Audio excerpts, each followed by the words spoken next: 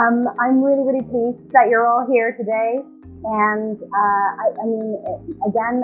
I'm from the developer. I'm the director of the Festival of Place, and this is one of our taster events of the upcoming Festival of Place, which is running from the 2nd to the 13th of November online in this digital venue. So I'm so glad you are here today to experience it. I hope you like the social lounge. The Festival of Place this year, of course, has been changed from a single one-day physical event to 2 weeks of online learning and listening, inspiring content. We've got people like Vestre, we've got a masterclass with Gil Penalosa. So after this, please go and check out the website festivalofplace.co.uk and buy a pass if you love what we do, if you love today's session. So again, today is Radical Rethink. It's a special initiative brought to you by Vestre and in association with Will Sandy. And the whole idea is for us to share brilliant ideas. And I'm actually going to bring up Will and Romy from Vestre to say hello. So the way this morning's format is going to work, you're going to hear 3 great ideas. And after each idea, you're going to also hear our amazing feedback panel who are going to speak to the actual ideas and give them their sense of how that idea can grow and what the impressions are. So hi, Will and Romy. Good to see you here. Morning. It would be quite good for everybody to hear, and especially Romy, you weren't here to kind of say last week, but what was it like going through these 100 plus ideas? What were you hoping to find? And also, just around the initiative in general, why do we need a radical?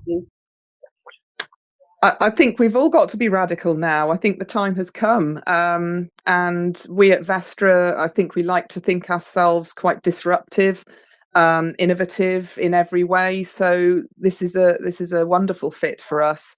And the ideas when we all screened them were just incredible. I mean, the diversity, some of them were ideas I think one or other of us had maybe heard of before, but so many brand new ones, so many incredible thoughts out there, and really nice to see different types of people submitting them. It was always about landscape, I suppose, the real sort of strength there around landscape and public space, but actually some incredible ideas across the real breadth of what that means.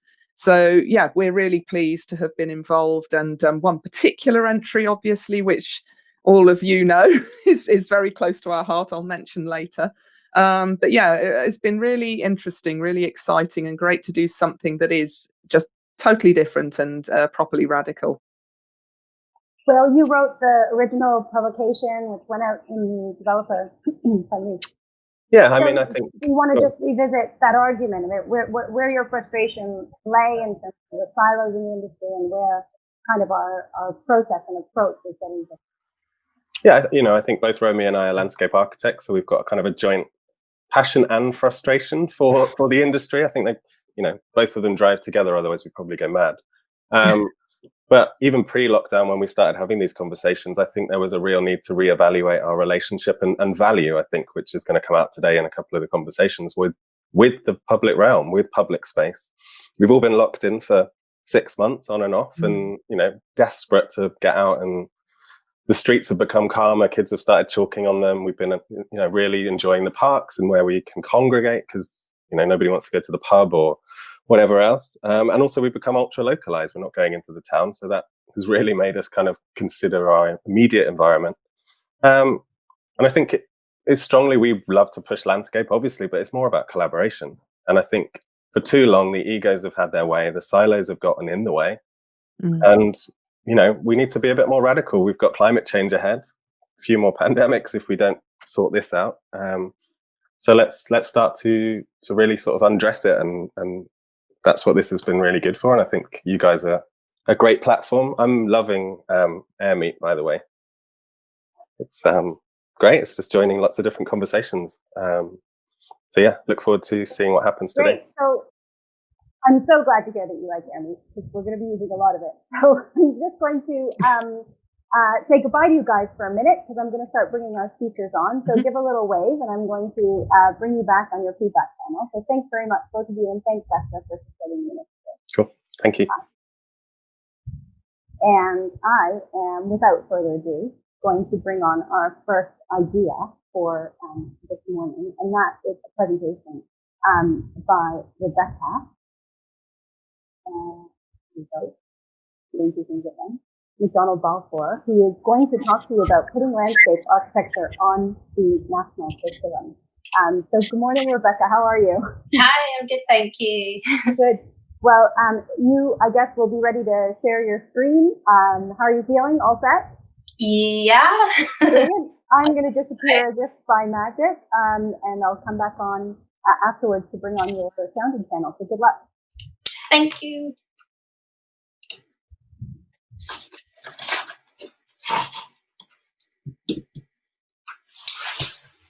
So the idea that I want to share with you is, I think, quite a simple one.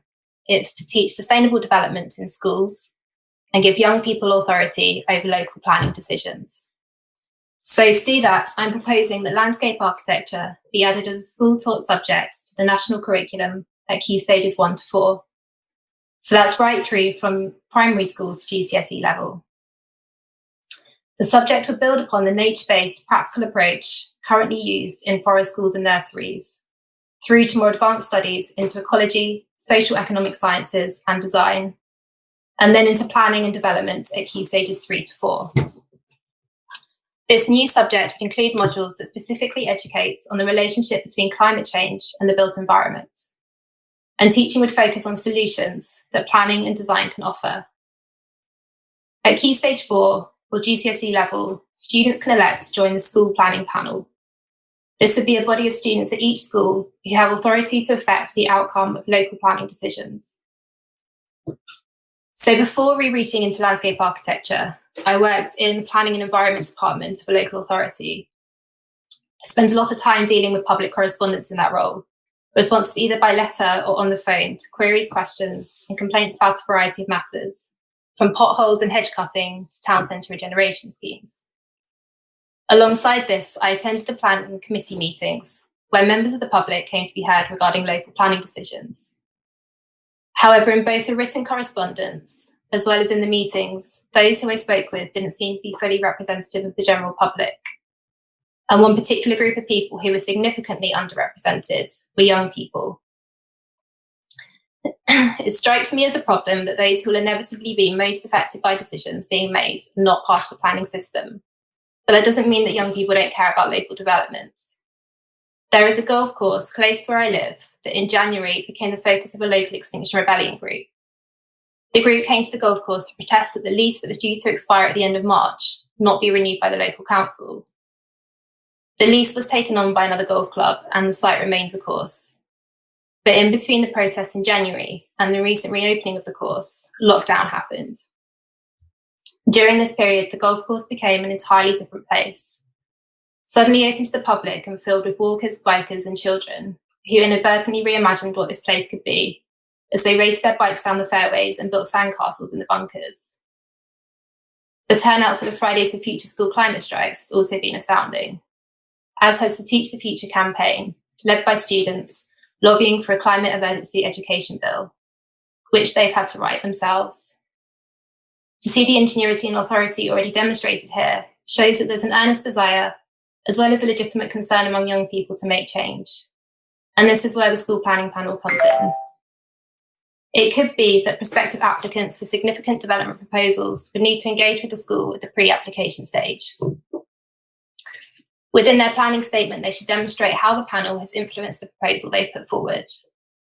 Or more radically, the planning applicant could be required to contact the school's panel, who would then investigate the application and produce a statement recommending to either approve or reject the proposal. This statement would then form part of the mandatory document submitted as part of the planning application.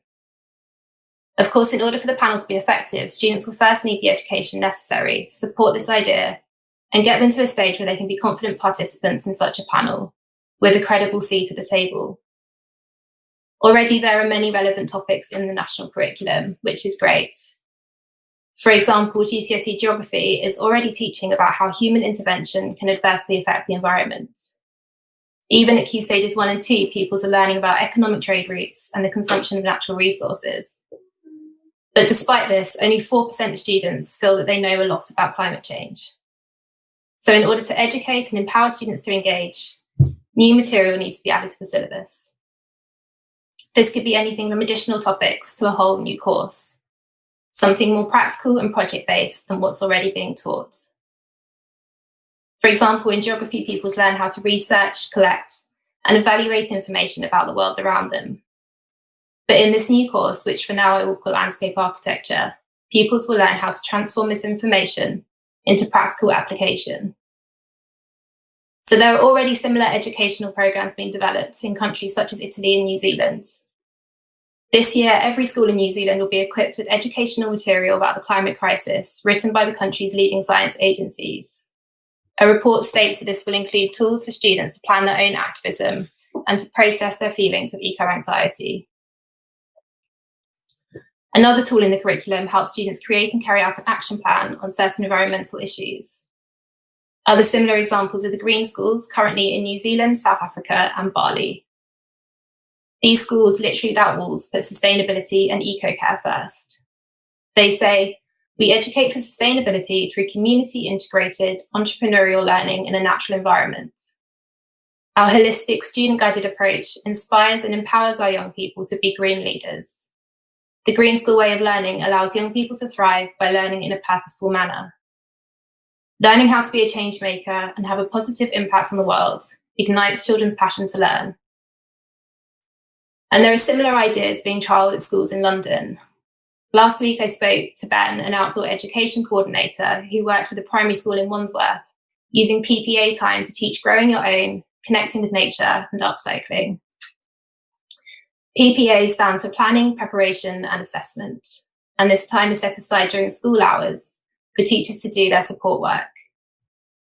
These time slots are covered by teachers like Ben and create an opportunity to experiment with new methods of teaching and new course content, and could be a route into testing a new subject such as sustainable development or landscape architecture. By having the school planning panel, as well as bringing climate change and sustainable planning into the curriculum, there will be benefits for the pupils. This idea seeks to support the next generation to be educated, engaged, and empowered to change the world around them. A problem with the current planning system is that those who seek to influence decisions are often the older generation, who more often than not will not benefit from the development that is being considered. Therefore, anything that can encourage younger people to input into the system has to be a positive thing. It also gives pupils an opportunity to get outside and experience the world around them. It creates opportunities for project-based and self-directed learning. And it promotes a sense of care and respect between people and nature from a young age. Generally, in order to love something and care about something, we first need to develop a relationship with it. Which brings me on to benefits for the planet. Bringing climate change to the forefront of mainstream education will have a positive global impact. If we educate young people in the relationship between planning and environment, and then allow them to use that knowledge to affect decisions, we give them an opportunity to challenge development that comes at a cost to the environment. My notion is that young people who have been sufficiently educated in the climate crisis will choose to prioritise the environment over economy. Like local planning decisions, climate change conversations are currently dominated by a fairly homogenous group of people.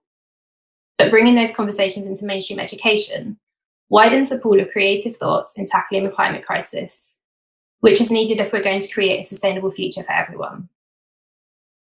My hope is that by giving young people the opportunity to engage in local planning and design, we will end up with places that are not only more sustainable, but also more playful and creative and interesting. And opening up these opportunities to all the diversity of pupils in mainstream education will result in more diverse places.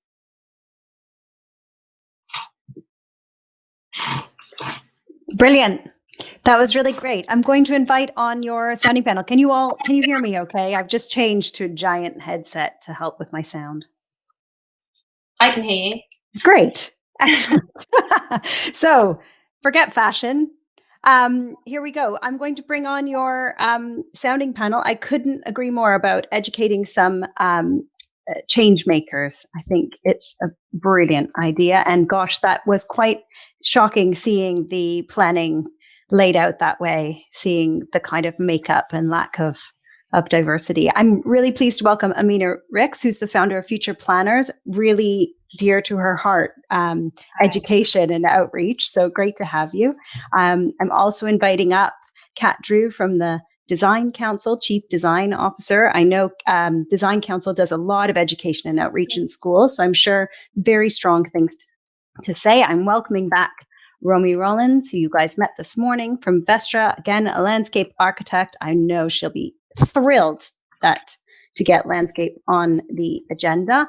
Pamela Smith from the National Trust, of course, a huge part of what they do is trying to bring people to their sites, and a huge part of that is the great outdoors, of course, and a developer, because we always need a big bad developer, but we don't have a big bad one. We've got Jonny Anstead, so from town. So definitely at Marmalade Lane and other sites, landscape's really at the heart of that, and children are at the heart of that. But education, I don't know if you do any of that, Jonny. I think it sort of does itself. Yeah. So I think I'm going to kick off though with Aminah, because I think this is a really, really in one of your sweet spots. So it'd be great to hear from you. Great. Thank you. Rebecca, first I want to say thank you for your presentation, for this idea.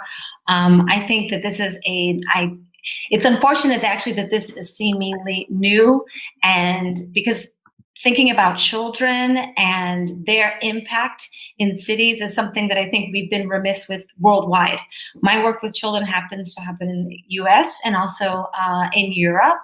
And I can confirm that a program like yours I haven't seen, and I wish and hope that we can see it sooner. So I actually have some tidbits too that I want to share with you towards the end of my feedback.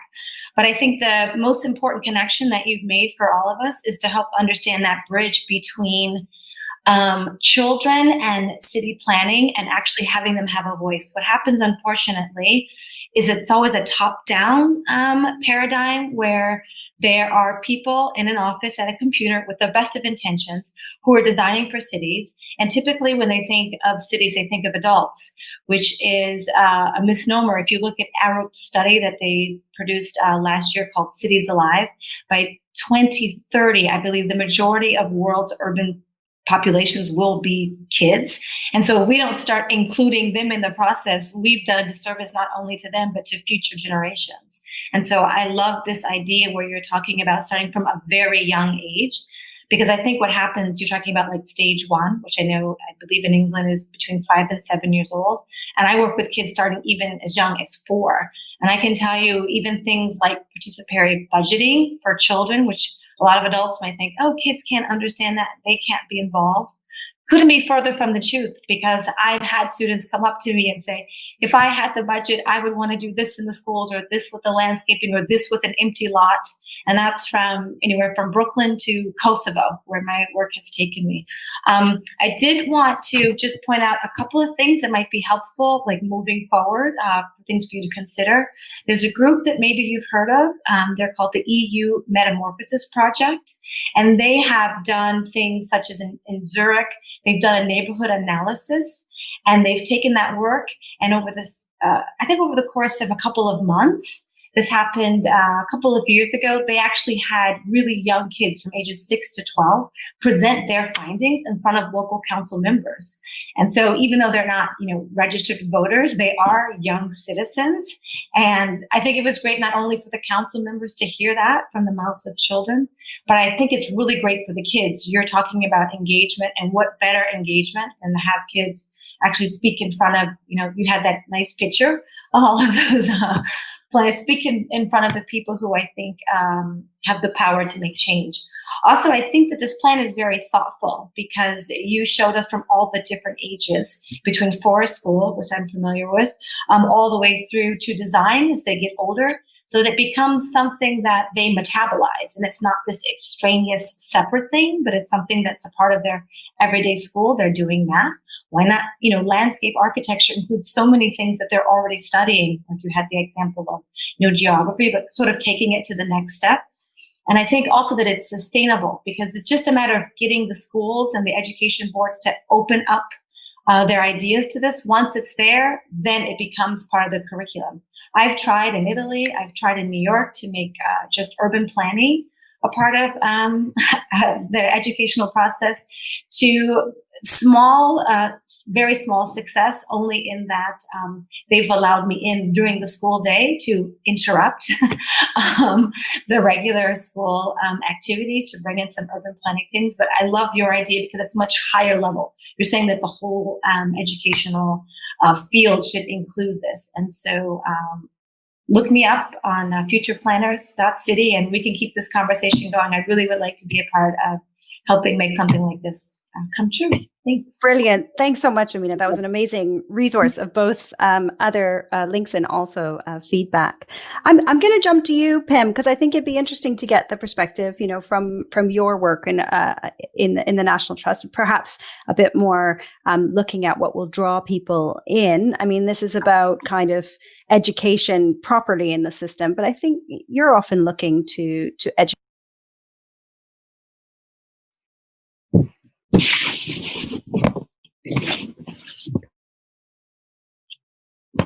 Are you on mute? I can't hear you. I think you're muted. Sorry, here we go again. Sorted. Yeah, thanks for that. I really like the big overview, and it's an answer really to the fact that we talk about young people having responsibility for where they live, but we don't give them responsibility to be part of the decisions. And I think anything that introduced people to the fact that environment is something we should be responsible for and part of, and it's not something that's done to you, is really key. And obviously, hopefully that's a captive and target audience, people during their school life. I like the fact you picked up on a lot of the pros and cons, and the fact that getting anything on the curriculum is really hard. And actually there's a lot of subjects that a lot of people say already cover it, but we know without the resource and the support they don't. We're trying to do a lot more inclusive landscapes in the National Trust, and very much about family audiences. And what we found about people engaging is that sometimes you just have to give people a helping hand to help them access things. So in the National Trust, we have a project called 50 Things to Do Before You're 11 3/4. And it's a book with stickers, and it's almost like an I Spy manual. It's everything to look out for as you visit places. And I can imagine that working in local towns as well. I know here in Birmingham, I've been involved with the architecture centre that was made and created partnerships doing school work. And once you get into the schools, the teachers are really engaged, but it's recognising that the confidence within the teaching community. So as the Landscape Institute or Chartered Institute of Horticulturalists, how do we actually get involved in that? And the National Trust is working a lot more with urban places. So the idea is you don't have to be a member, you don't have to visit a National Trust property to understand why it's important. So we're working in urban schools. I've got a meeting tomorrow at Moseley World Bass, for example. So I do think it's hard to actually focus on efforts to get things in the curriculum. I know there's lots of resource out there, and perhaps it may take some time to see what's available and what worked and what didn't, and to get back in touch with the architecture centres, perhaps with some of the resources the Design Council now hold from how places work and all of those, and see if we can actually get back to some of those schools who were participating in the past. I know driving past secondary schools around here, they have big signs saying that they're an arts college or they're a specialist science college. Wouldn't it be great to see on those signs that they're an environment school, that's their focus for all their teaching? I do know there's a couple of organisations. There's one called TIDE, which is Teachers in Development Education. So the website's tidec.org, and they have a wealth of resources that they're trying to encourage schools to use for sustainable development. And it's worldwide. It's actually based in Birmingham, but it's a worldwide organisation. And there's so many resources I know are out there, and so many skills that haven't linked up with their sort of library of resource. So I just think it would be great, particularly I was brought up in the countryside, and I've lived in the city for the last 30 years. And I think all the advantages of the city, this could be about, rather than saying, isn't it a shame we live in a city? Isn't it a shame we bring up children in a city? It's not, isn't it great we can bring up children in a city and what all that means? So, yeah, equally, please keep in touch with me. And if we can link up with the National Trust and look how we engage with families in particular about where they live, then that would be great. I love collaboration. So I'm so excited when people want to meet up after we do sessions like this. And I do hope that you guys connect with each other. Jonny, I reached out to you and then I snatched the opportunity away. So I am going to go to you now. Do you want to give your feedback? Yeah, I really love the idea. In fact, it was two ideas, wasn't it? Because the first one was about education and the second one was about linking that to decision making. I want to focus on the second bit because just because I think that's the most challenging. I think you shouldn't underestimate how challenging the kind of what sounds like a simple idea is, because bringing young people into decision making processes and sort of turning upside down that kind of the age range of people who get to make important decisions that affect our built environment is actually requires everything to be done a little bit differently. I think it's exactly what is required, but I think it's very, very disruptive, and I think I really applaud the idea for that. I have a look at the Intergenerational Foundation, which is the charity that campaigns for fairness between generations, because I think it's something that they are interested in and should be more interested in, which is how decision makers involve children. And their research showed that the average age of planning committees and elected members across the country was around 60 and growing older. And I'm afraid that grim image that you showed of the elected members of one particular authority, the sad thing about that is that could pretty much have been any authority up and down the country. So we have people who are making our decisions who are kind of statistically the most likely to drive, the least likely to care about climate change. And it's all the wrong way around. We need to get young people making our decisions, in my view, and I really support that idea, because young people are the most likely to care about climate change. And you've made the kind of like the obvious but powerful point, which is that they have a direct sort of win or lose, from decisions that are made today. In 10 and 20 years' time, those decisions are going to materially affect these young people's lives.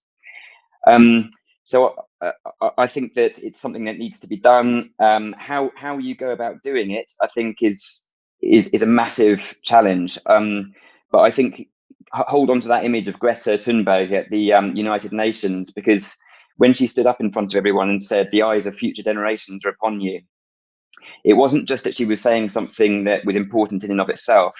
It's that you could visibly see the impact that it had on other people who were used to making decisions in a very specific way and having conversations in a very specific way. It transformed their behavior as well. And I think if we can hold on to that idea that if you put young people in front of decision-making committees and actually they represent the voice of young people in an articulate and clear way, then it isn't just that you're hearing their voices, it's that it kind of forces an element of self-reflection on the people who are already elected to make these decisions. And from a developer's point of view, in nearly all planning committees that I've ever been in have been kind of pretty gruesome affairs of people saying the same things, not really fully understanding the issues at hand, and not showing any real kind of conviction or compassion about the things that they have to make decisions about. And I think if you can get young people mobilized and part of that discussion in the way that you've described, then actually that transformative effect on the way that other people who are already involved in the process consider their responsibility and change their attitude towards it is really powerful. So it's something that I'm really interested in. Like as others have said, I think that it's connecting a lot of dots. There's lots of people who are involved in this sort of work. The other one I just quickly chuck in while I've got the moment is a not-for-profit called Block Builders, whose work is about using Minecraft and that the kids' game of Minecraft to visualize and encourage participation of young people in the built environment in schools. And they're worth speaking to because it's fun, but also they understand curriculum and the links, because that's basically how they work, is to go into schools and support this sort of conversation. Well worth talking to. But thanks so much for the really inspiring idea. Brilliant. I also see there's another link shared in the chat by Akash of the Learning Through Landscape. So super interesting resources being shared in the chat and by all of you. Kat, I'm going to ask you to jump in next. I know Design Council has been involved in kind of education in schools, but perhaps just your feedback on Rebecca's idea would be great. Yeah. Thanks, Rebecca. It was so lovely to see your idea and how you set it out. So clearly, obviously, knowing that you need to speak to a policymaker audience.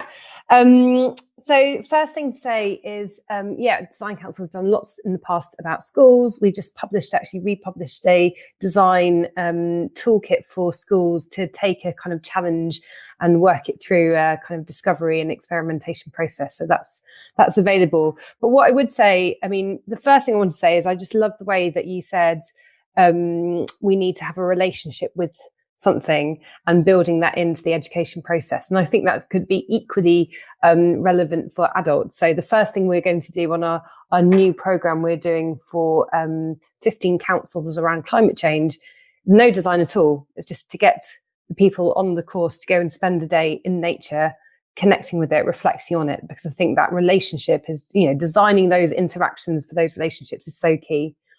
In terms of education, I mean, we obviously are pushing for design education in schools, and the figures are terrible. So in 2010, in England, there were 255,000 people doing it at GCSE, and that went down to 114,000 in 2018. So there is kind of this almost like decimation of people doing design at school. So this is a really welcome addition to it. And actually, speaking to my colleague Sue, she said that there used to be lots of these types of courses funded by LAs, and she used to teach at one in school. So there is a kind of an old infrastructure there available.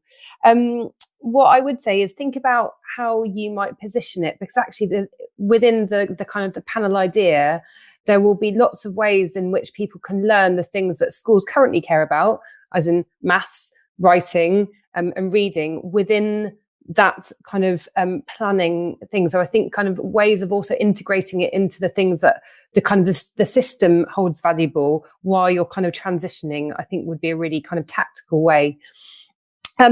Things around long-term and future generations. I mean, in Wales, they've got the Future Generations Act. Some friends of mine have started up this really amazing project called the Long Time Project, which is supporting policymakers to think about designing for ancestors. And there's a load of really nice kind of activities you can do with policymakers to get them to think through that. But obviously having a group of young people in front of you is a really great way. And I think, if you think about, there are other bits of kind of infrastructure or kind of participatory democracy happening in local authorities now, and like citizens' assemblies, where they're trying to experiment with new types of ways of getting communities to shape their areas. And obviously the planning white paper coming up has got the potential for more of that. The last thing I'll say is when I saw the picture of all the kind of not very diverse members of the planning committee, I'd love to see the young people there, but also what would it look like to see a river in there, a tree in there, and a bird in there as well. So let's take this concept and even push it further. Wow. Animals on the planning committee. I think that is radical. I am going to now finally go to you, Romy, and it would be great for you to take the mic. Yeah, thank you. I'll keep it short because we've got lots to move on to, and so many great things have been said already. We absolutely need this. I'm completely in agreement. We all talk a lot about how to bring young people in. We've got a real skills shortage in the landscape industry at the moment. Young people coming into landscape architecture are just dwindling away. We've always had a problem engaging and selling, and trying to bring children in as young as possible, I think, is absolutely what we have to do. And that will encourage diversity. That slide, let's just call it pale, male and stale. We need not just more young people, but more every kind of people. And attracting children, I think, will do that. There are some great initiatives already. The Green Planet with the RHS and Grow Wild from Kew Gardens. I've been involved in some of those in schools. I'm a Landscape Institute ambassador. I go and talk at careers fairs and all that kind of thing. But it always feels like we're just tinkering away at the edges. And I think this kind of overhaul actually is needed. And yes, my son did geography A-level, and absolutely all of the issues we're talking about are already covered in that alone. And just very briefly, yeah, something Jonny said, you know, we need conviction and compassion. I think that's so true. I think that goes for everything we're talking about today and any other day. And, you know, bringing this forward in different ways, including this one, is the answer for sure. And I probably would be disowned by my husband, but actually the one thing I wish I'd thought of was that slide on golf courses. God, couldn't we do better? My radical rethink submission would have been that if I'd thought about it. Let's transform them into something completely different. My colleagues also not going to be happy with me, but that was an incredible slide and I'd never thought about it. That was superb. So that will be for next year, maybe from me. But thank you, Rebecca. Absolutely brilliant. And I wholeheartedly support it. Thank you so much, Rebecca. Do you want to come back on some of the comments there or give your feedback to the panel? Yeah, just thank you so much. I've just written very speedily, tried to write as much as I could down there. There's a lot. I just wanted to ask Aminah actually about when you were working with children, about trying to get them to think creatively. I did a bit of an experiment with some kids that I know just to see what they came up with. And I've just found that they were just sort of picking things that they already see, like, you know, very generic kind of park or skate park. And I just wondered if you'd kind of encountered that, or if you had any tips for kind of drawing out sort of more imaginative ways of doing it. That's a great question. I'm happy to answer. What I have tried to do in the curriculum to date is whenever presenting some kind of redesign idea is to leave it very open. So instead of saying you can pick from example A, B, or C, that it's carte blanche. So for example, when some kids in Bed-Stuy were going to redesign a local playground, you know, there was a young kid, he was 5, I remember very clearly. I just gave them building materials, and he actually built a part where they were going to have the dogs play it together with the kids. Now, if that full idea can actually be realized or not, but I'm trying to get to the thinking of what he's thinking about and what these kids want. And so I think that the more open-ended that you can leave the project, then you leave yourself the seeds that can then maybe turn into something else further down the line. But I've also tried to work with them to make sure they're using empathy. And so to really understand how to read the cityscape, the landscape that they're working on. So for example, we may go out at 9 and then at 12 and then at 3, and for them to start learning how to read the city. What's happening at 9 that's not happening at 12? How many people are moving by? How is a space being used differently than another time? And so then it's them coming up together, the synapses are forming in their brain, and then they're coming to me with more of an ownership, more of this like kind of civic pride almost of being a young citizen, of this is what I think. And so those are things that have been helpful. And so hopefully that's helpful to you. But really do reach out if you think of other things further down the line.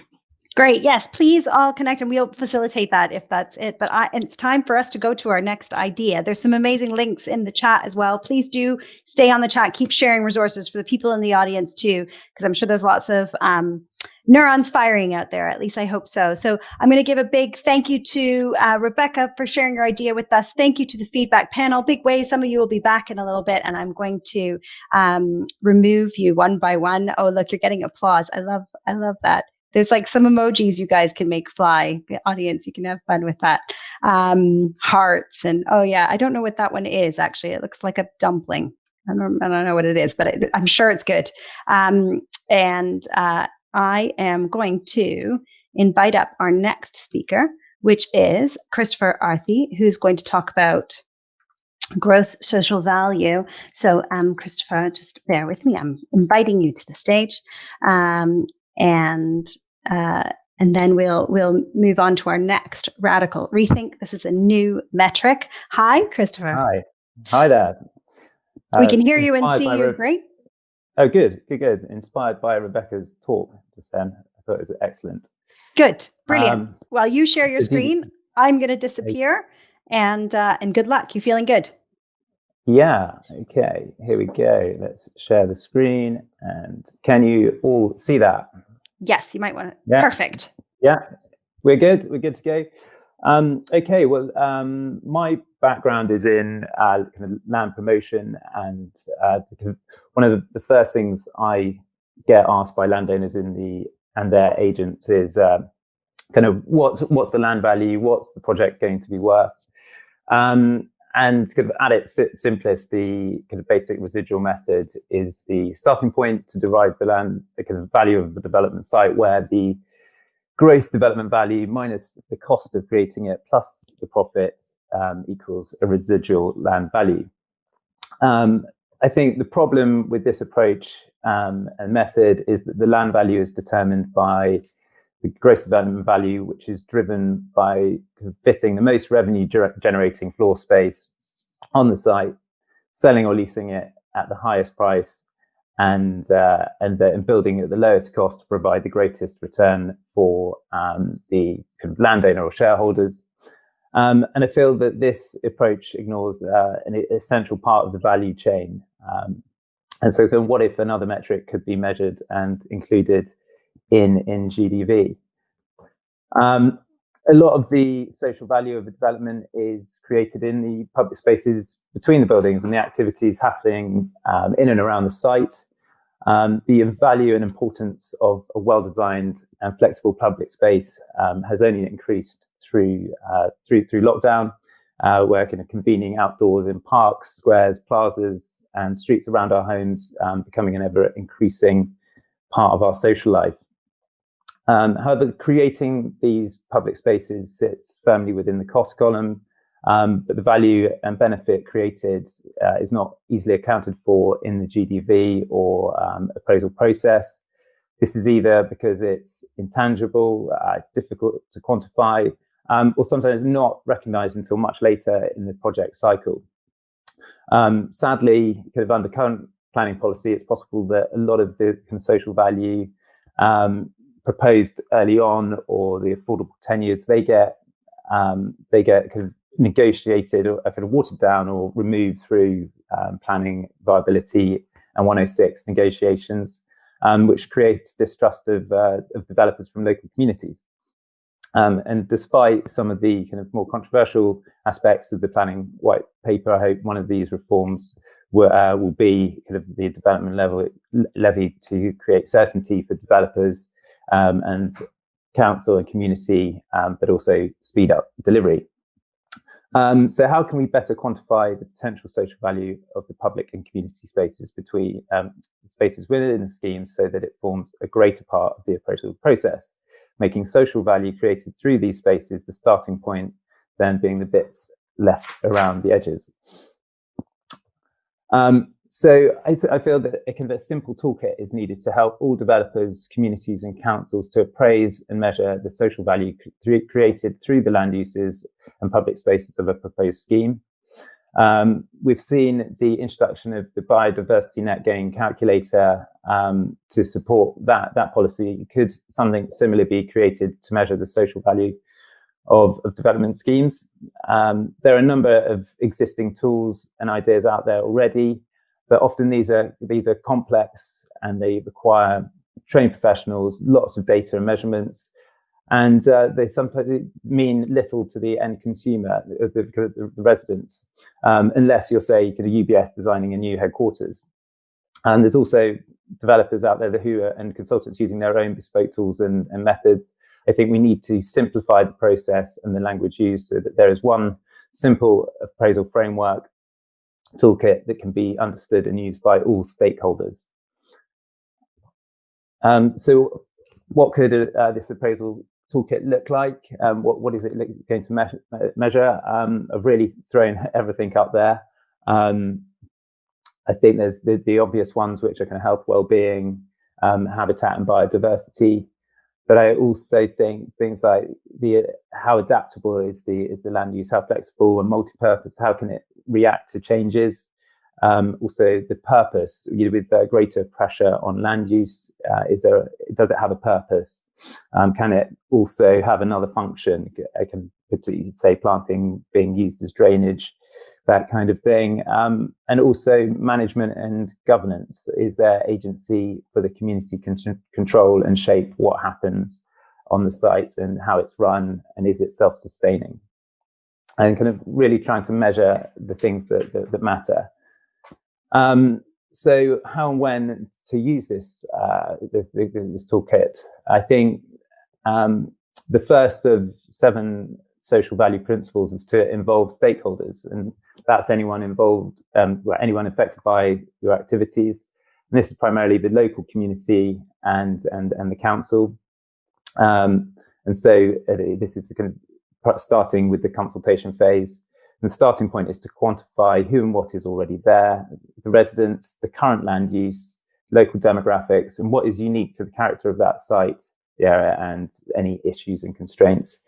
And this will determine a baseline measurement and current social value score. And then through the consultation process, scoring can be made against each of the land use metrics and weighting given to the areas that matter most to that community,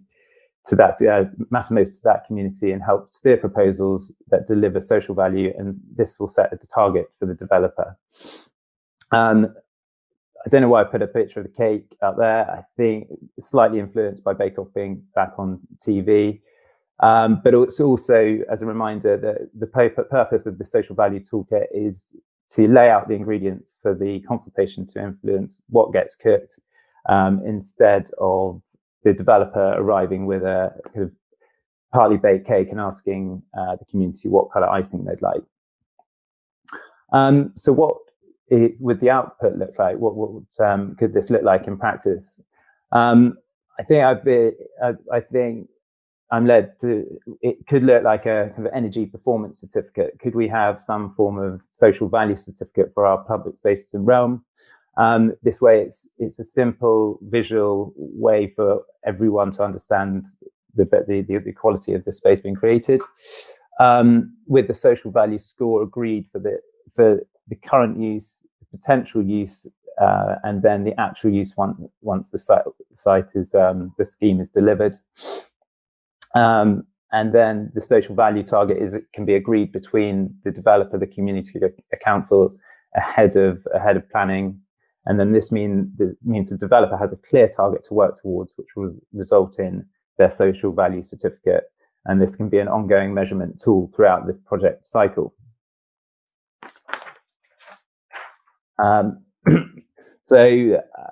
So far, this sounds like more cost and hassle for kind of the developer. Why would they use it?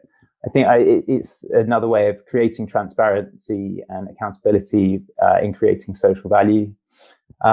And how does the kind of social value, how does this actually get incorporated back into the GDV and appraisal process? What do these social value points mean?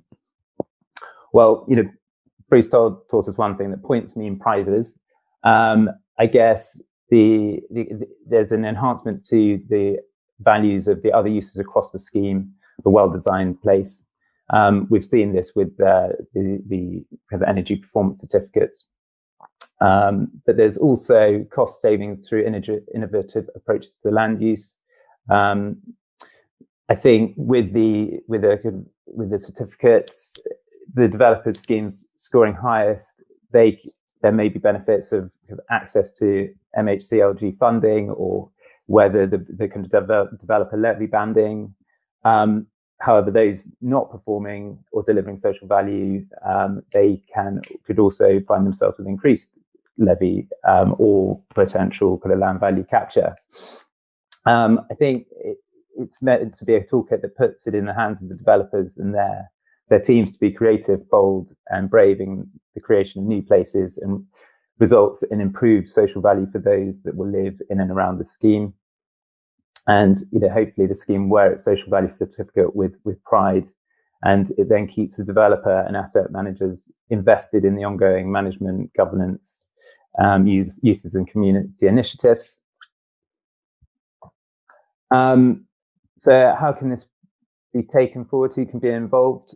There are already a lot of developers who are creating great places with real social purpose at the core. These shouldn't be the exception, and I'd like to see that it becomes a standard across all schemes. So is this a kind of open source? Who are already delivering best practice? Can we work together to define a kind of industry framework? Does policy have a part to play? And kind of a social value statement forming part of the planning application process. They've also got the kind of design guides and potential new placemaking officers in kind of the planning reforms. And also, does it form part of the offer for the public consultation tools such as Give My View in capturing a lot of this data? But finally, is it an evolution for the developer and the pineapples? Is it an evolution of that they become the Ofsted rating for social value in public placemaking? And I appreciate that this has been focused on the public spaces, but the social value goes much further into the tenures built on site, businesses, community uses. So I feel that it could also be used for that too. So thank you. I'll wait for my feedback. Hello. If you want to unshare your screen, I'm going to start to invite your feedback panel. But yeah, thank you very much for the mention of the pineapples. Definitely didn't think that I could become an Ofsted for places, but this is a fantastic idea. I'm going to invite up Natascha, brilliant, Natascha McIntyre-Hall, who was trying to come last week and couldn't. So I'm hoping she will appear on stage now to join you for your feedback. And great to have you from Portsmouth. So lovely to have you join us. You were, of course, supposed to be able to come, but we had some technical issues, didn't we, last week? But it's so great to see you here and get your feedback. Yes, I was watching. Brilliant. I saw you left some good comments in the chat. I'm loving the chat today. Jonny's coming back. I'm bringing Will, who you've seen at the beginning, Will Sandy, and finally Katru. And Natascha, it'd be great to hear from you first in response to Christopher's gross social value. Great, thank you. Great presentation, thank you very much. And I agree with so much of what you said. I have a little shameless plug right at the beginning. I have a project called Tipner West, which is fairly large, which is moving forward. And we are trying our very best to encourage different ways of thinking about how it could be developed at all times. And one of the things that we're talking about at the moment is how to create different metrics. So, for example, we have waterfront access, but instead of putting big properties up there and cashing in on the value of that, we're stepping all the buildings back and making sure that's accessible to all. Now, we believe that that's going to have tremendous impact on the health and well-being of the people there, but actually, is there a way of measuring that and bringing it back to say, this will have a significant impact on the NHS? For example, so there's all sorts of different ways that I think those metrics are really important, and I think it's kind of fundamental to everything we do, because again, everything that you say is correct. Sites are set up for profit, and the problem that I have as a property developer is getting any cost consultants or developers to take seriously an uplift in value as a result of a good place. But I think a lot of what you talked about, we try and do, but where we're kind of hamstrung is around the fact that we still have to release that value. We still have to collaborate. So for me, what I kept coming back to when you were speaking was whether or not there was an opportunity to have kind of specialist developments that focused on a particular thing that would then allow a planning authority, for example, to be able to focus on that. So if it is a thing that promotes health and well-being as a specialism, as a sort of expert thing, then I feel like that this is something that we could really start to push on without having to take apart the entire sort of capitalist institution. But I really enjoyed your presentation, so thank you. And yeah, thanks. Brilliant. Thank you for that. Will, I'm going to jump to you. Cool. Yeah, my internet's been dropping in and out, but apologies if I go over anything. I guess from a landscape perspective, it's we're always the last in and the first out. So when we're talking about value, it's kind of hard for us to bring anything to the table when, you know, the trees are kind of conceived as this like little bit of green parsley that goes on the main meal, and you know, I know that's been used quite a lot, but it's really important to create place. And I think I'm going to reiterate my point earlier that we have reevaluated our relationship to what that means. And speaking to developers, I know a lot of their properties aren't selling because they didn't create any gardens. They just tacked on a bit of communal garden. And so it's just become these kind of, I know that places are increasing by a minimum of 20 grand just to have a garden on top of their value. So whether that's the public realm or whatever. And then through this process, we had loads of approaches from different practitioners sort of doing their own value approach or empirical scales. And I think that's fine, but why don't we give those to the community and they evaluate the schemes? And sort of, I've just been seeing a few comments about league tables. If the people are empowered to understand how they start to feed back on schemes, surely we'll start to have a better engagement and a more meaningful kind of thing. And it goes back to the conversation last week about thinking outside the red line. If we keep thinking invertedly, we're never going to create a meaningful gross social value system, which I think is an amazing idea. So thanks, Chris.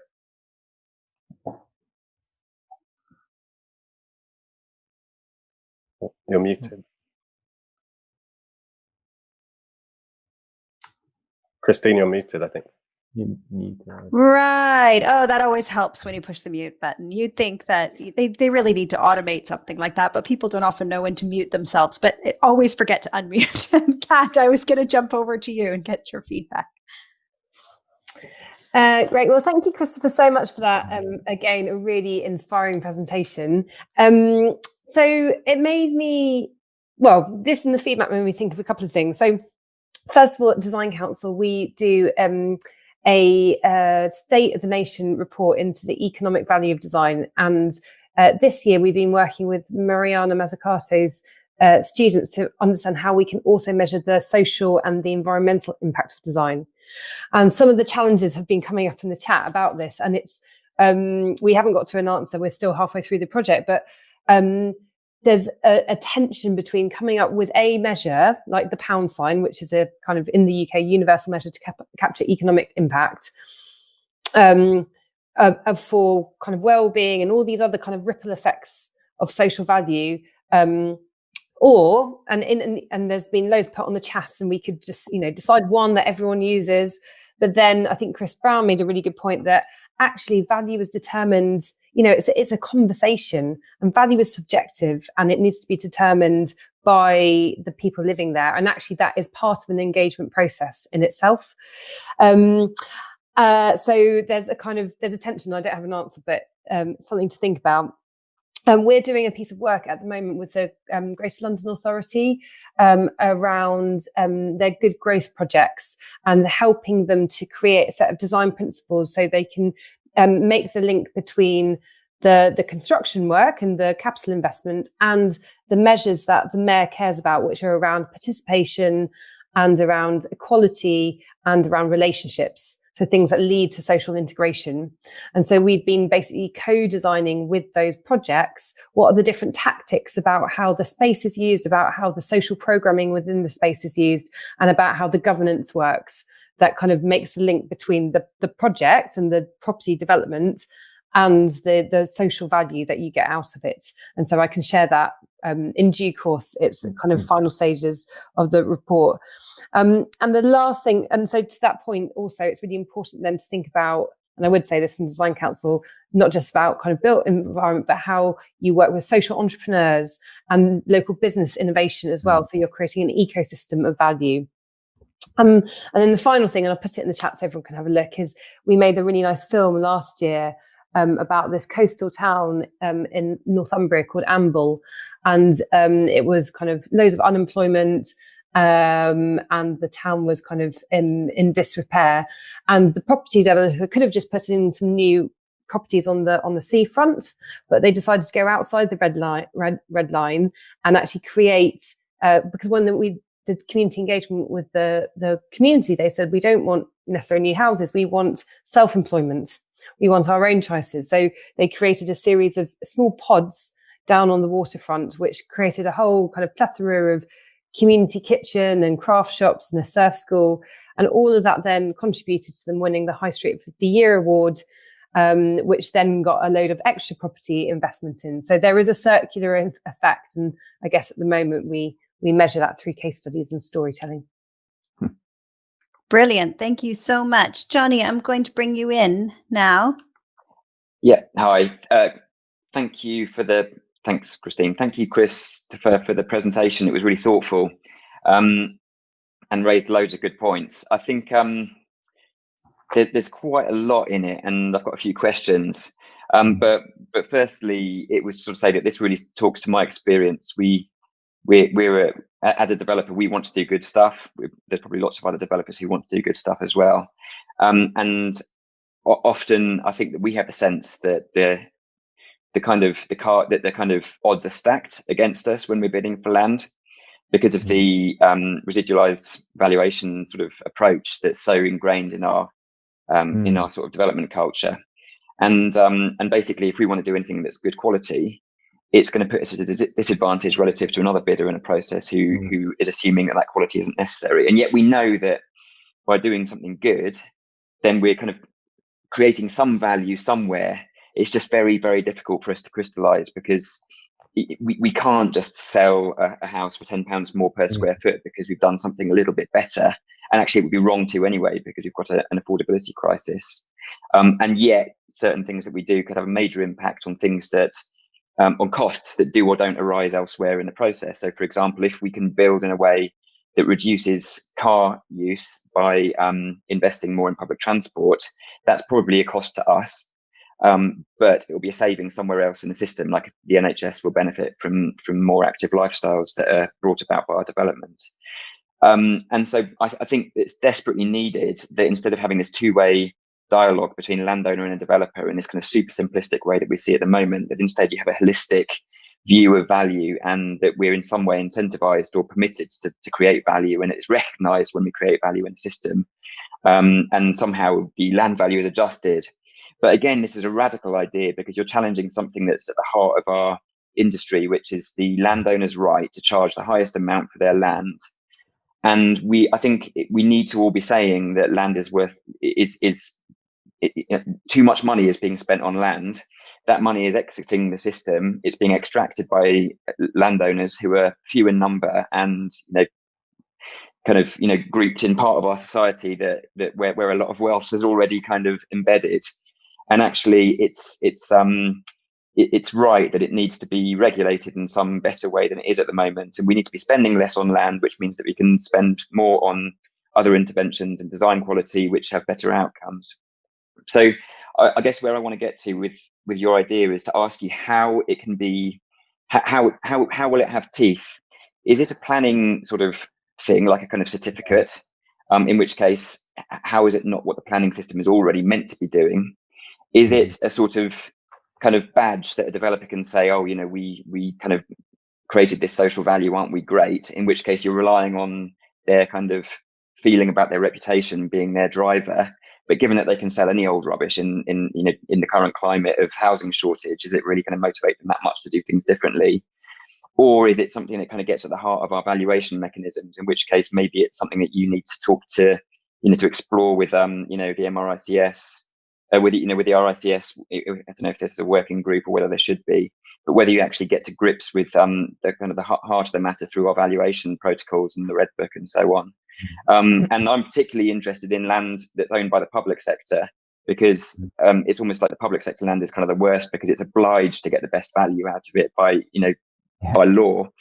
And yet public sector land should be the first in line to actually show how it can regulate land value a little better, to encourage other outcomes and stuff. So I think it's all really relevant stuff. Land value, I think, is at the heart of everything. We talk about all sorts of other things, but never about land, never enough about land value and this kind of, problematic mechanism at the center of every project. But I think that, sort it out with the RICS, and I'm sure there are others in this, here today, and I've seen some of the comments. There are people who you should be talking to here as well. Chris Brown is definitely one who was active in the chat earlier on. But yeah, good luck with it, and I hope to hear more. Thank you. Thanks so much, Jonny. I saw you were getting lots of emojis from the audience there, I think. But I also saw Natascha shaking her head when she said, the public sector do it first. So I think she's going to keep you on the hook for Good. But Chris, I'm going to give you the opportunity to come back now. Jonny also just put a question to you, which is, where are the teeth? So do you have some ideas about teeth? Well, yeah, there's quite a lot to think about and take in. I mean, the blunt instrument, I think, is probably in some form of land value capture. Would be a way of incentivizing landowners to think less about kind of making as much money as possible on the land use, and instead sharing some of the wealth with the kind of social uses on the site. But how that happens, I haven't got that far yet in my thinking. So hopefully, with the help of other this and people in the chat room, we might be able to take it forward. But thank you. Great. Please do connect. You guys might not realize, but in your direct chat, you can actually message somebody else privately, but they have to accept it. So check your direct chats if someone's reaching out to you, but it's a really good way to connect through the system. And then also we are happy to facilitate connecting offline as well. So my email is christine@thedeveloper.live. If you could give a wave to our panel, and actually some of you are not back. Jonny, you've done 2 sessions of this, and this is your last feedback panel, but everyone can catch Jonny at the Festival of Place. Natascha as well is going to be speaking at the Festival of Place. Kat is speaking at the Festival of Place. So do get your passes to that. And we've got our 3rd Radical Rethink, so don't go anywhere, but do wave goodbye to these guys. Thank you so much. Lots of applause. And thank you, Christopher. I think you've really hit something. I mean, there's a lot of people looking at gross social value, but I really like your take on this. I think it was one of the ideas we were really excited about. So, okay, I'm going to remove some of you and bring on our next speakers. So wave, guys, you are vanishing one by one through the magic of technology or my clicking. Or my not very good clicking. Maybe I should use mouse. And our next speakers, interestingly enough, so Roland, Karthaus, and Zoe Berman do not work together. They are not a practice together, but they both submitted ideas that had a lot of synergies and overlap. So we decided to invite them to come together and work on the idea together and present it together, because I'm really interested in bringing people together, if you haven't noticed. So we approached them, and we were actually afraid about whether they were going to want to work together or not. And they did. And I hope you had a good time. Was that a good process? Yeah, it's been really good. It's been really, really interesting. And Roland and I sort of know of one another within the wider sphere. So it was a kind of a really beautiful opportunity to connect and to share. So it's been great. It's been really interesting. So thank you for that. Connect up there, Christine and James. Well, hopefully one of our first experiments in bringing people together in a working group, and not the last. So I can't wait to hear the fruits. So I'm going to leave it over to you, whichever one of you is sharing, if you want to go ahead and do that now. Okay, I'm going to try and share my screen. I'm going to try and keep pace with Zoe's talking, and then I'll take over kind of halfway through. I love it. So here goes.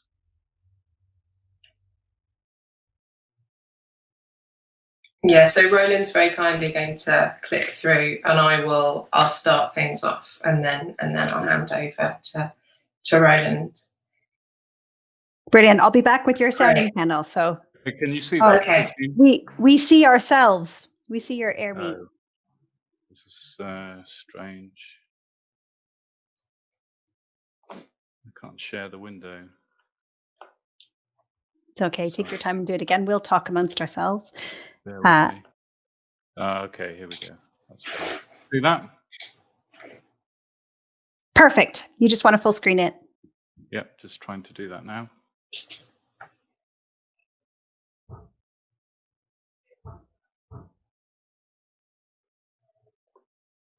Okay. Great. Good luck, guys. Thank you so much. So the Front Garden City proposes a new approach in supporting legislative policy that will enable people to repurpose front garden thresholds as places to meet, to share and connect with their neighbours, to strengthen social bonds, address issues of loneliness and improve on well-being. Our proposal works with existing elements brought together synergetically, and this synergy is apt for the way in which we have worked together to put this proposal forward, a collaboration between Matter Architecture and Studio Berman Design Office.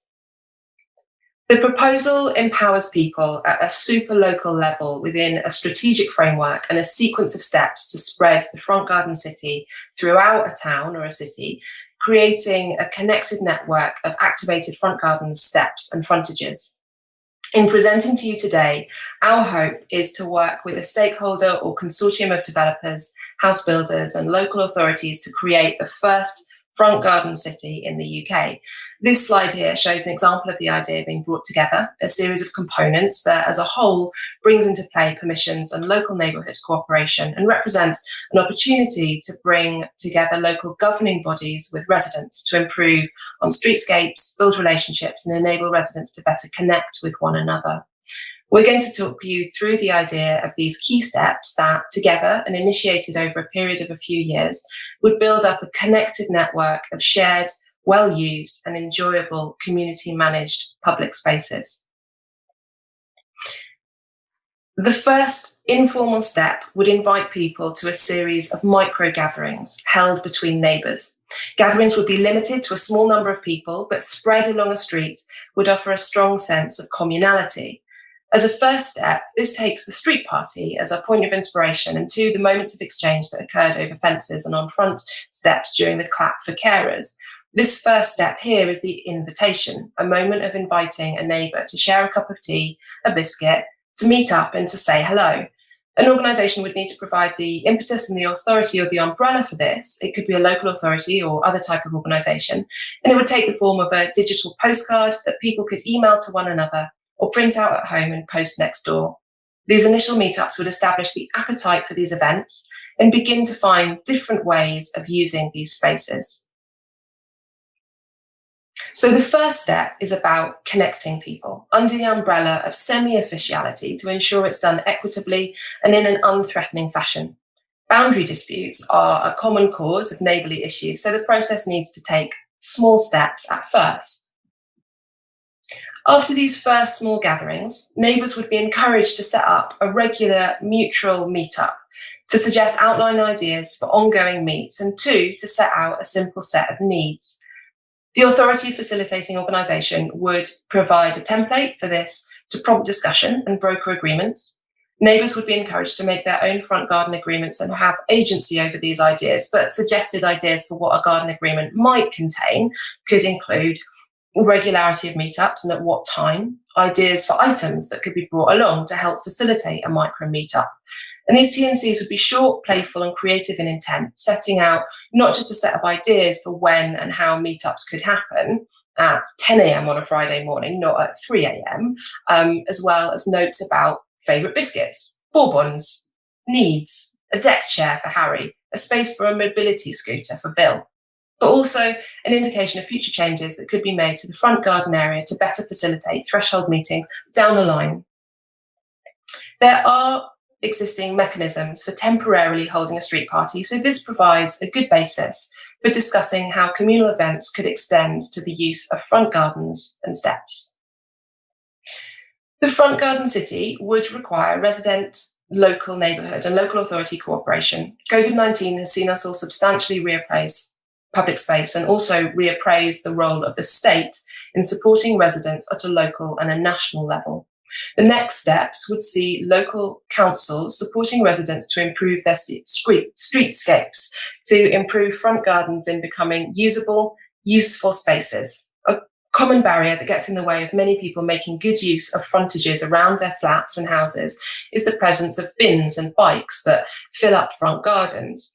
Meanwhile, recent events have drawn attention to the need for significant better access to and use of bikes.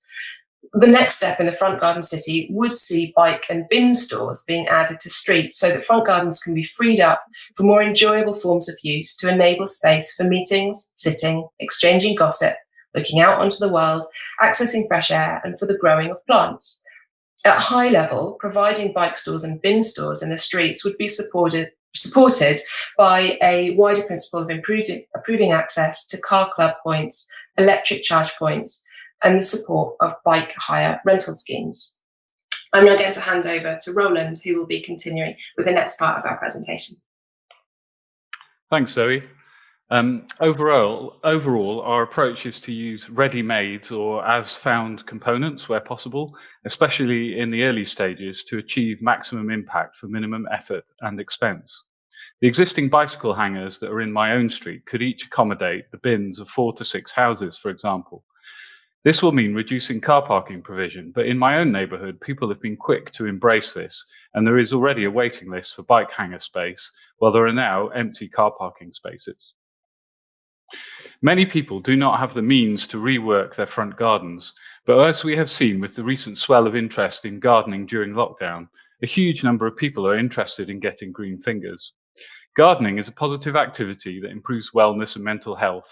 It's an accessible activity for many people and is also a chance for people to share ideas, develop seed exchanges, and share homegrown produce.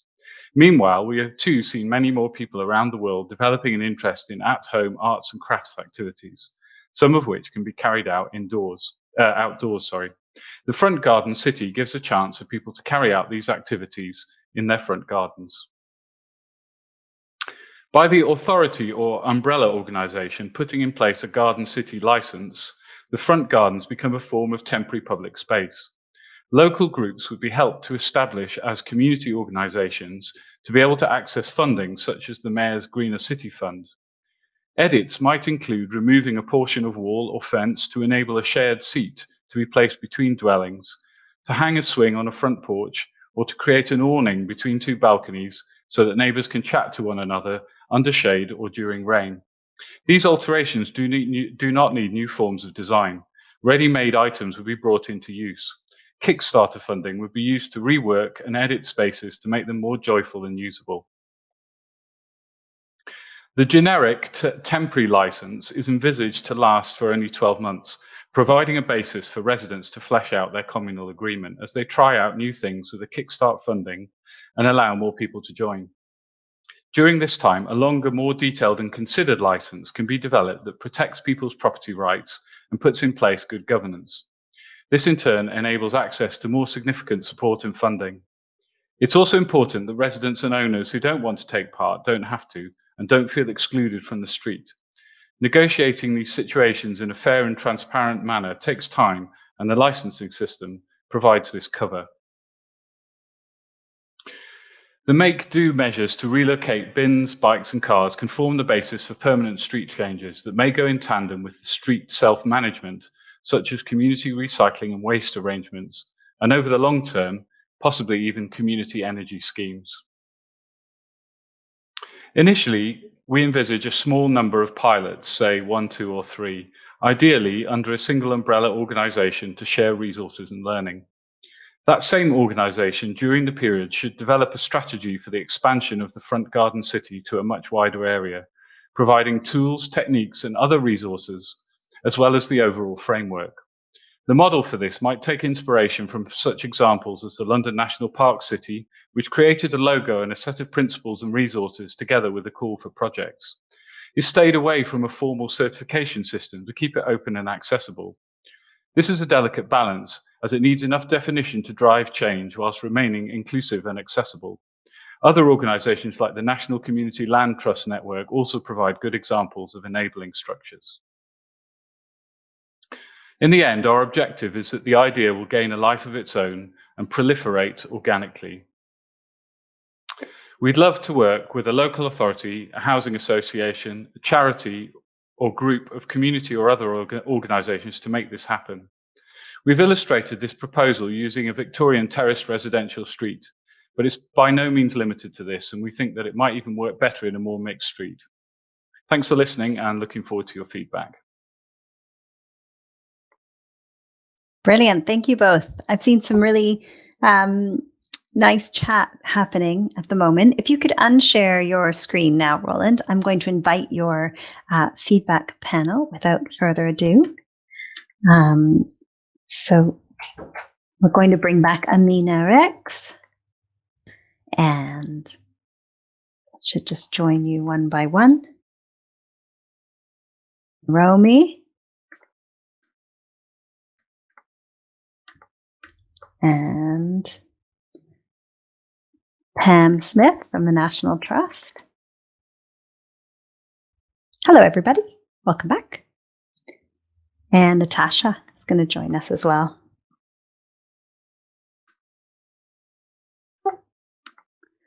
Brilliant. Well, I'm going to kick off with you, Romy, this time, because I know that this proposal was one that was dear to your heart when we went through the judging. So maybe you could start. Thanks. It is, yeah. I'll put something in the chat later, which will become obvious maybe, but it's quite funny because we have a product which probably a lot of you have no awareness of, called Stoop. So we loved it from the beginning for obvious reasons, but going slightly deeper than that, for the same reasons, to bring people together. It's a gathering place.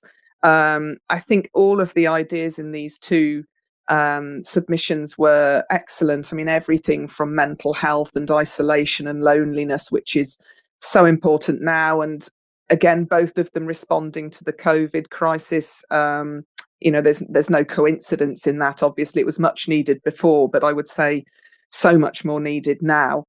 And my son, who's moved on, sorry, I've mentioned him twice, he's moved on from studying geography. He lives in a house in Oxford, in a student house, very like the ones we've just seen in the graphics. And the whole street, well, it's blighted by students, to be quite honest, to be fair, but by bins and debris, and there are just sort of cheap gravelled bits out at the front, and everyone's trying to kind of keep the students away if they're in a normal family house by the privet hedge. And it's exactly like those images. It would be so much nicer if it could just be opened up and a more democratic use of that space and less defensive. I just think it's such a great idea. And I saw exactly this really cycling around Amsterdam a couple of years ago. It strikes me as so Dutch. There were kind of muse developments, quite new, where there were no defined front gardens at all. It was very like your images, again, just opened up. People had cycle parking there. I don't actually remember seeing any bins, so I don't know what happened to those, but cycle parking, a bench outside where people would just sit and have a chat with neighbours. Such a different culture, and so lovely. Even just spending 10, 15 minutes in this street, you could just perceive that it would be a very different place to live.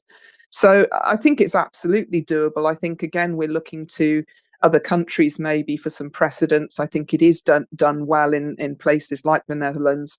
But yeah, it would be lovely to see this. I think the whole principle is great, and just sharing this space in a better way. The bin blight, we have to do something about. And I think it was one of the other submissions from a more commercial aspect of the sort of behind the high street that we saw. I don't know if you remember that, Christine, but I think there was a talk of gathering bins in one place. At the end of one of these streets, you just have a repository somewhere else. And okay, it would mean we'd all have to carry things somewhere, but to not be blighted by these wheelie bins in beautiful architectural streets often, I think we have to do it. We have to do better. So yeah, both of you, I think really interesting stuff. And I'm going to post my link now. I think, I remember, Romy, we were having a conversation. I was talking about in Venice, you had to walk to this boat that was only parked there for 30 minutes on a particular 2 mornings a week or something. And it was, and once you knew what to do, it was fine. It wasn't very far from where we were. And these boats were obviously distributed all over the place. But yeah, if Venice can do it, then so can we. So can we. I'm going to pass over to you, Pam, for some thoughts from you.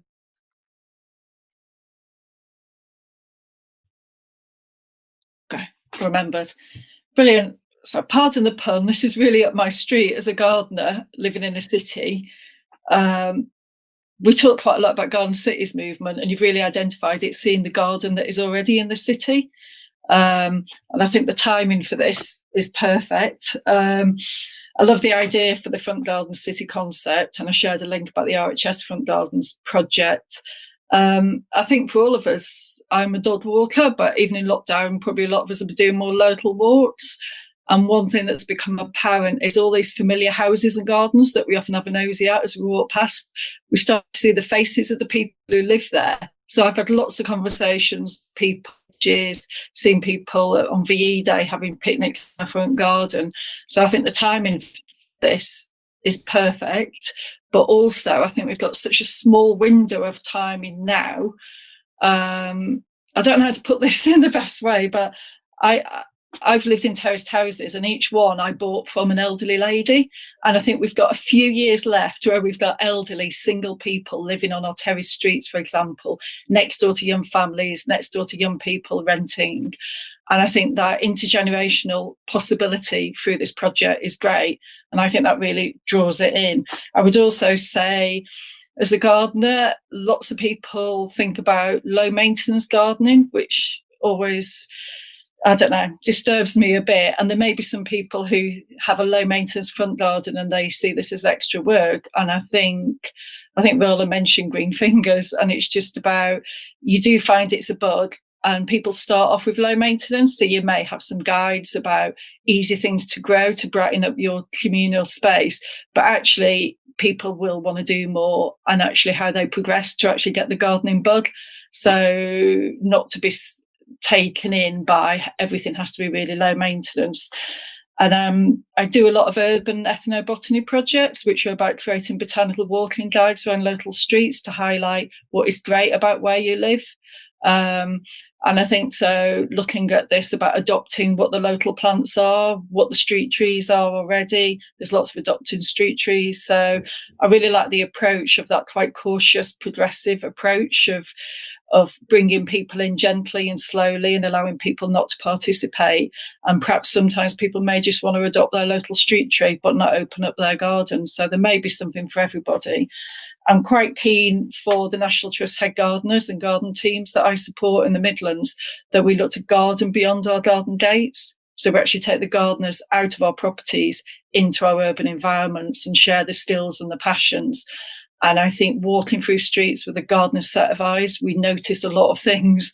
We notice amazing plants and plant stories that we can share with communities. So I think there'll be a lot of horticulturists who love to be part of this, and hopefully some will be living on those streets as well. So yeah, I really like the idea. I really like the shared presentation, because I thought it was very much in the spirit of sharing the space as well. So thank you. That was great. Brilliant. I think some of you may have seen on Twitter, there was a person chalking the names of all the weeds on the streets and ones that were edible. And and this kind of idea of education and horticulture and celebrating what is there, which I think is really, really unique and creative. Natascha, I'm going to jump to you if you want to unmute yourself. And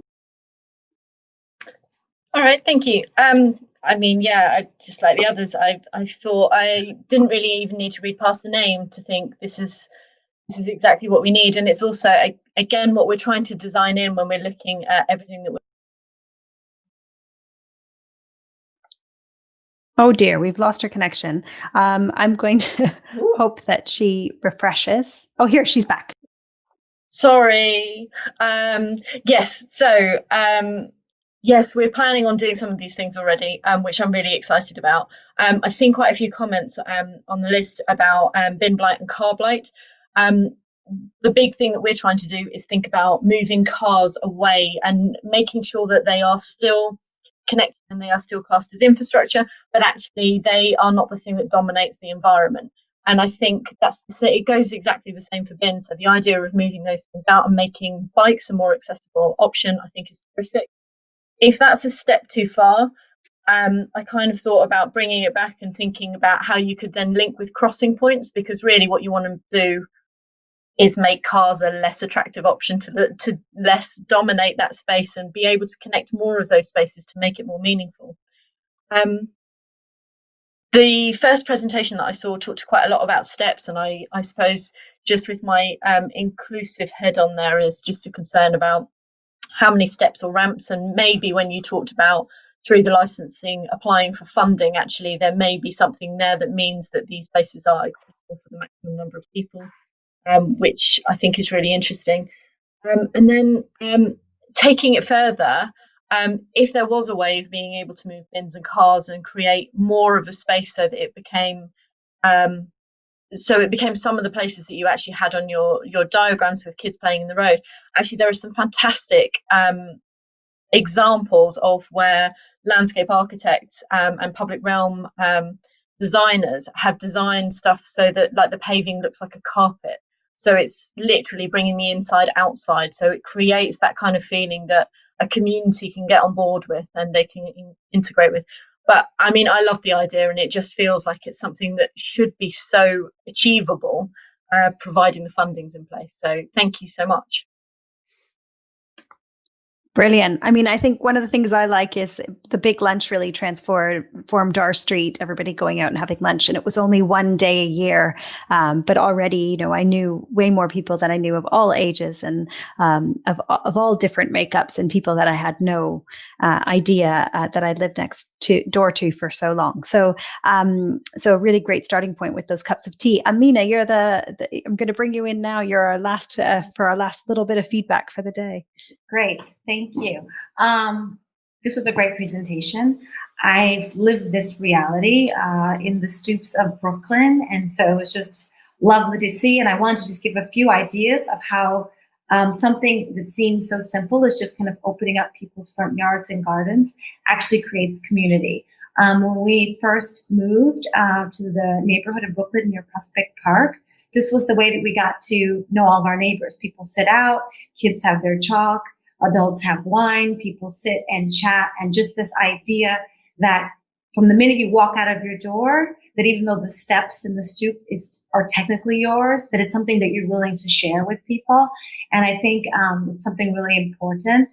Another thing I wanted to suggest is you talked about the idea of getting bigger. Obviously, like you want this to be something that goes beyond, you know, just Zoe and Roland, the two of you. You might check out a group called Playing Out. They're based out of Bristol. If maybe you already know them. I see you shaking your head. Okay. Because they created sort of a template whereby they had success after trial and error. They got their template together and then they just put it on their website so that anybody who was on a particular kind of block could do that sort of thing. And what's nice is then you can take just the spending time outside with each other, create a community. It can go beyond that. There's a group in Brooklyn, they're called Stoop Stories, and they've gone around even during COVID, and they interview people. And this is their stoop, this is where they live, and you learn about all kinds of families from all kinds of backgrounds and races and cultures. And this is something that's shared so that you get to know your neighbors. And then there's another group that's called Stoops Bed-Stuy. And they actually have turned it into performance art. So they do sort of a stoop tour once a year in the warmer months. And people go from stoop to stoop, and it might be watching some people play chess. It might be a dance performance or poetry or kids singing or whatever you have. But it's like the streets come to life. So by this little idea, you really wind up building community. And then I wanted to just leave you with a question, something that I've considered myself. I don't have the answer, but I want to leave it with you, which is these type of initiatives have been very successful where you have single family homes, or maybe in Brooklyn the most, you might have two people like sharing a brownstone. But I'm wondering how this can radiate out also to lower income of families who may live in 2 or 3 story dwellings, but they're still on residential blocks, and obviously would benefit just like anyone else from this kind of community building. And so something to kind of keep that in your mind as you're going forward. And thanks again and good luck.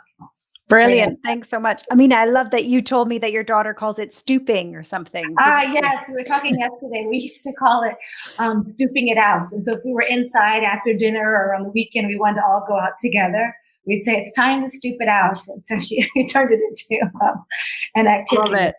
Love it. Let's stoop it out. Zoe, just briefly to wrap it up, Zoe and Roland, it would be great to hear back from you. I really like Aminah's point about, you know, Playing Out had this problem. How do you make this not a middle-class tea party and bring it out to those other groups that may not have a stoop or maybe in a different one? But it'd be great to hear your reaction to that. Yeah, I mean, I said at the end that I thought that we kind of chose a typical Victorian terraced house to illustrate it, street to illustrate it.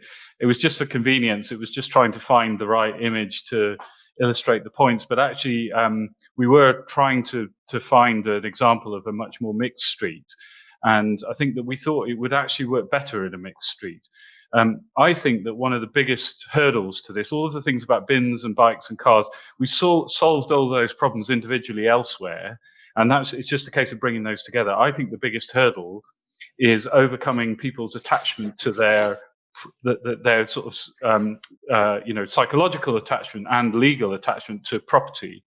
And the radical underpinning of this idea is to change temporarily a piece of private property into a piece of public property.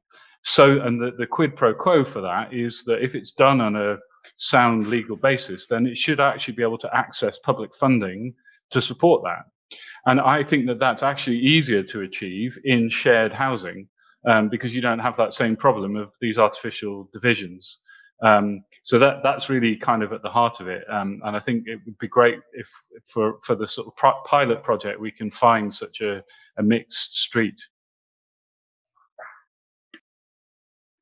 Zoe, do you want to add I 100% agree. I mean, absolutely, as Roland's put it, I think part of what we sought to balance within this presentation is and encourages a thinking that errs towards ideas around, exactly as has been said by some members of the panel, this idea of a template, a gentle but encouraging piece of policy or legislation, and some supportive funding that would help people be encouraged and be felt to give agency. So there's this kind of idea about, I think what we didn't want to do is we didn't want to get stuck into just the design side, because actually people, these kind of changes that we're talking about are edits, adjustments, and you don't necessarily need a kind of an architect or a designer to be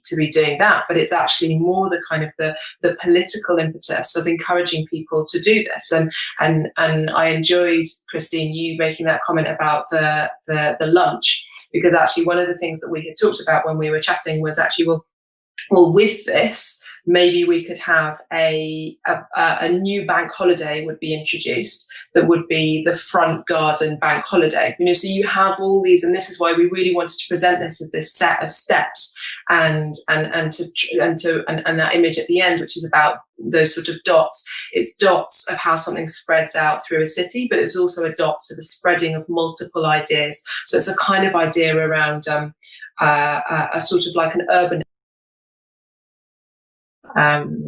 You had a bit of a dramatic cut there, but you did finish. I dropped out.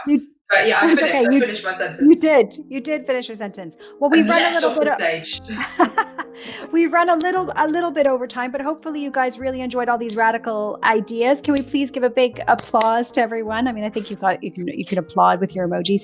But also, thank you so much to our panel. Thank you so much to Vestre for supporting. Thank you so much, Radical Rethinkers, for sharing these ideas with us. We've got lots of radical thoughts at the Festival of Place, so do check out our amazing speaker list. The lounge is going to stay open until 12 o'clock. So if you want to, or even I can extend that to 12:30 actually at this point. So if you do want to grab a seat around the table and talk about some of the things, meet some of the other people here, please feel free to do so. Thank you again, especially to our sounding boards for taking the time they read through these proposals ahead of time, really considered what they wanted to say. And I think that really came through, the value of collaboration and getting these people together. The chat's going to be open as well. I know there's loads of great links on there, including a discount to the Festival of Place, which of course I will plug one last time. We will be back here on the 13th of October. I've got a great talk planned on how data can discriminate with Head of Digital Society from the University of Sheffield, Helen Kennedy. Super interesting discussion. She's looking into how data analysis can lead you to make discriminatory decisions. Hugely important, because we're all looking for data to use for community consultation, for house building targets, for planning, and we love data, don't we? But we have to understand what it can do and what it can do well and what it can do badly, and how we need to think about it. So do join us on on the 13th of October. I think James has shared that link to Festival Place Bite Size. That's another free taster event. But of course, we put on loads of these free events. We love your support if you can come to the Festival Place. That is a paid for event, but it helps us put all of these things on for you. So thank you very much. Thank you, panel. See you guys in the lounge, and goodbye.